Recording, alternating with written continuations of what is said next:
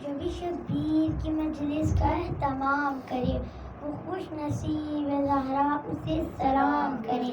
حسین کوئی خدا و نبی رسول نہ تھے، حسین کوئی خدا و نبی رسول نہ تھے، بشر میں تاب کہاں ہے جو ایسا کام کرے. علی نے دے کے رکوع میں زکوٰۃ بتلایا، وہی قرآن کہے جو عمل امام کرے. یہی کیا کم ہے فضیلت حسین والوں کی، یہی کیا کم ہے فضیلت حسین والوں کی، بطول خود میں خود ان کا اہتمام کرے. آوازیں بلند تر صلوات.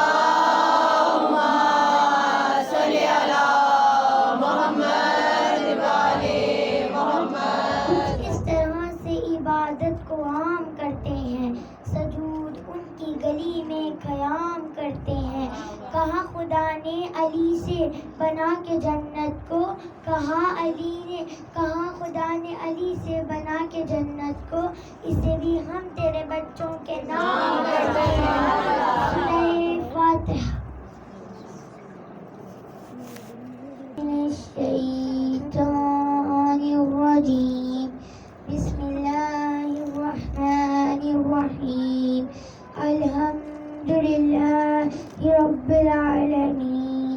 الصلاة والسلام علی اشرف الانبیاء والمرسلین ابی القاسم محمد. اللہم صلی علی محمد وآل محمد وآل بیتہ الطیبین الطاہرین المعصومین المظلومین الذین اذھب اللہ عنہم الرجس وطہرہم تطہیرا.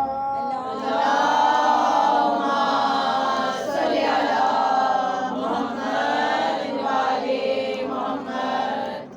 رب اشرح لی صدری ویسر لی امری واحلل عقدۃ من لسانی یفقہوا قولی. اما بعد فقد قال اللہ سبحانہ وتعالی. بسم اللہ الرحمن الرحیم. ایاک نعبد و ایاک نستعین.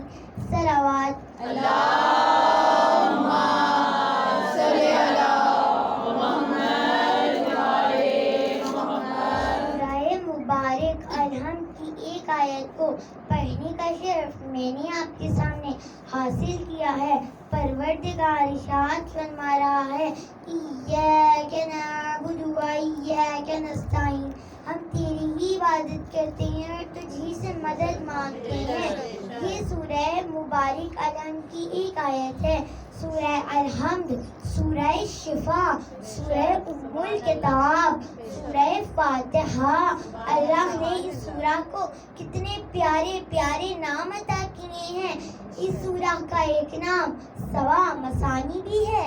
سبا مثانی یعنی وہ 7 آیات جو 2 مرتبہ نازل کی گئی. تو مومنات، کبھی آپ نے غور کیا کہ نماز میں ہر سورہ 1 مرتبہ پڑھنے کا حکم ہے، لیکن سورہ الحمد نماز کی پہلی 2 رکعات میں پڑھنے کا حکم ہے. کیونکہ سورہ الحمد 7 آیات پر مشتمل ہے. پہلی رکعت میں پڑھیں گے تو 7، دوسری رکعت میں پڑھیں گے تو 14. یعنی پروردگار ہماری نماز جو پہلے ہی 5 گانا ہے، بلکہ میں تو کہوں گی جو پہلے ہی 5 دنی ہے، اسے 14 سے منسوخ کرنا چاہ رہا ہے. رسول خدا نے ارشاد فرمایا ہے کہ بغیر سورہ الحمد کے نماز ممکن ہی نہیں ہے. امام جعفر الصادق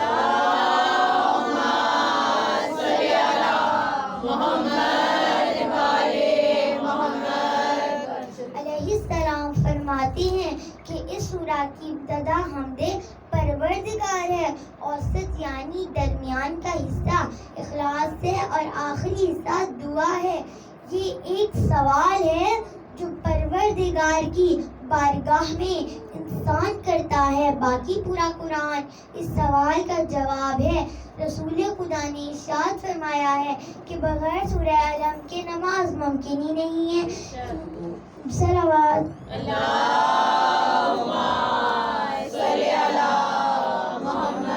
یہ سورہ علم کی ایک آیت ہے. ایاک نعبد و ایاک نستعین. یہ اس سے اخلاص کہلاتا ہے. یہ بھی خلوص ہے. اے علم تیرے ہی بندے تیری ہی عبادت کرتے ہیں اور تجھ ہی سے مدد مانگتے ہیں. پروردگار ہم صرف تیری ہی عبادت کرتے ہیں. لیکن ذرا پوچھئے کہ عبادت کیسے کی جائے. کون بتائے گا کہ قیام کیسے کرنا ہے, رکوع کیسے کرنا ہے, سجدہ کیسے کرنا ہے. قرآن میں تو 2 رکعت نماز کا طریقہ بھی نہیں. تو پوچھئے قرآن سے ہم اس مشکل میں آ گئے کہ 2 رکعت نماز کیسے ادا کی جائے. تو فوراً جواب آئے گا مشکل میں گرے تو کیا ہوا, اللہ نے مشکل کشا کو بھیجا ہے. چلیے بارگاہ رسالت میں اور پوچھیے سرکار سے کہ 2 رکعت نماز کیسے ادا کی جائے. تو سرکار نے فرمایا قیام ایسے کرنا ہے, رکوع ایسے کرنا ہے, سجدہ ایسے کرنا ہے. بس جیسے جیسے سرکار نے فرمایا ویسے ویسے ہم عبادات کرتے رہے.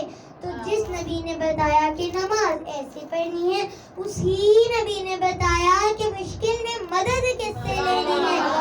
جس نبی نے مصلی پہ بتایا کہ مسندی عبادت پر سورہ علم کی جگہ کوئی اور سورہ نہیں لے سکتا, اسی نبی نے بتایا کہ مسند خلافت پر بھی قرآن ناطق امیر المومنین علی بن ابی طالب کی جگہ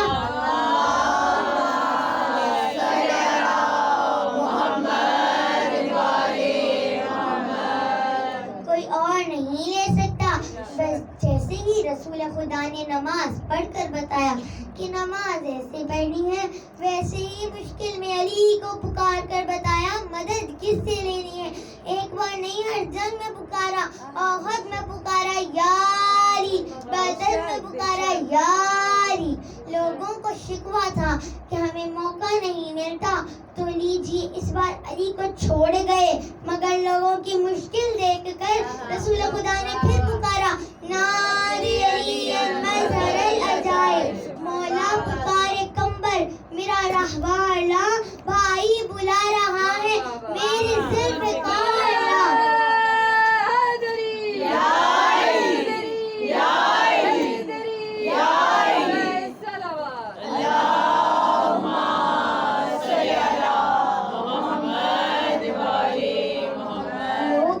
سوال کرتے ہیں کہ مدینہ اور خیبر میں تو 7 دن کا فاصلہ تھا, تو مولا علی رسول خدا کے پکارتے ہی مدینہ سے خیبر کیسے پہنچے. میں کہتی ہوں ہم سے یہ نہ پوچھئے کہ مولا علی رسول خدا کے پکارتے ہی مدینہ سے خیبر کیسے پہنچے, بلکہ آپ بتائیے کہ رسول خدا کی آواز خیبر سے مدینہ کیسے پہنچی. تو جو اللہ رسول خدا کی آواز خیبر سے مدینہ پہنچا سکتا ہے وہی اللہ مولا علی کو لمحے بھر میں مدینہ سے خیبر بھی پہنچا سکتا ہے. بس جیسی رسول خدا بس جیسی مولا علی خیبر پہنچے نا تو پکار کے مرحب نے کہا پہلی بھی بہت آئے تھے مگر ٹک نہ پائے میدان جنگ میں. میرے مولا نے فرمایا وہ اور تھے میں اور ہوں, وہ صاحب ایمان تھے میں کل ایمان ہوں. پتھر پہ علم دین کا گاڑا کس نے, مرحب سے پہلوان کو پچھاڑا کس نے. اصحاب پیمبر تو سبھی تھے موجود, بولو بولو در خیبر کو اکھاڑا کس نے. یہ کہہ کر مدد کے لیے خیبر میں بھی علی آئے. کہیں تو پکارتے پروردگار میری مدد کو آئے, لیکن عشی سے لے کر غدیر تک ہر جگہ علی ہی علی کی صدا آئی. صرف تلوار کی جنگ نہیں, اگر کردار کی بھی جنگ میں ضرورت پڑی تو علی ہی آگے آئے. مباہلہ آپ کے سامنے ہے, مباہلہ میں تلوار کی جنگ نہیں تھی, کردار کی جنگ تھی. زمانے کو بتایا کہ تلوار بھی علی سے بہتر کوئی نہیں چلا سکتا اور کردار میں بھی علی سے بہتر کوئی نہیں لڑ سکتا.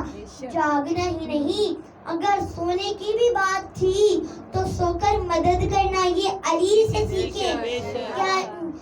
کیا ہر جگہ مددگار علی ہی نظر آئے, ہر جگہ مشکل کشا علی ہی نظر آئے. کیا شان ہے میرے مولا کی, کیا شان ہے میرے مولا کی. گرے ہم اٹھائے علی, پکارے ہم آئے علی, مشکل میں پڑے ہم چھڑانے آئے علی. ارے حد ہو گئی مرے ہم لینے آئے علی.